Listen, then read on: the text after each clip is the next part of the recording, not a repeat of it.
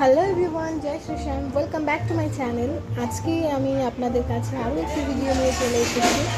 সেটি হলো বাচ্চাদের বাড়িতেই আপনারা কীভাবে স্যারেলাক তৈরি করবেন। তবে এই স্যারেলাকটি অন্য অন্য স্যারেলাকের থেকে একটু আলাদা, যেটা আমি আগেও পোস্ট করেছি সেটা থেকে একটু আলাদা। তো প্রথমে আমি এখানে কড়াইতে দিয়ে দেব ছোট ছোট বাটি, 2 বাটির মতো চিড়ে দিয়ে দেবো। এখানে চিড়েগুলোকে হালকা হালকা করে লাল লাল করে ভেজে নেব। গ্যাসের স্টিম কিন্তু একদম লো থাকবে।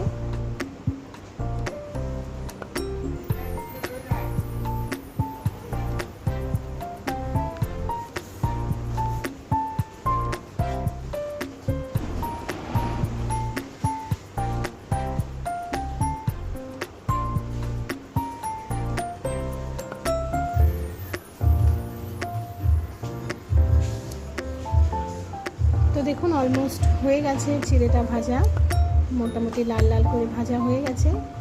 এবারে আমি এটার মধ্যে কিছুটা ডালিয়া অ্যাড করব।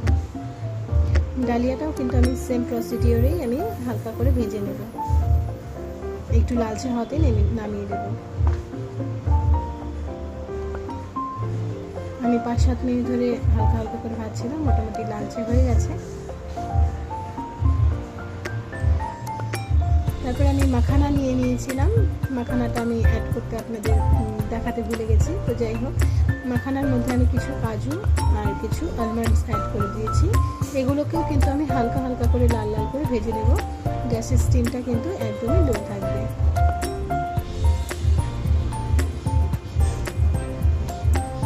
অলমোস্ট হয়ে গেছে ভাজা।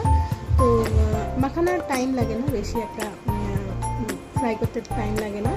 তবে কিছুক্ষণ টাইম 4-5 মিনিট করেছি আমি, তারপরে আমি নামিয়ে নিয়েছি।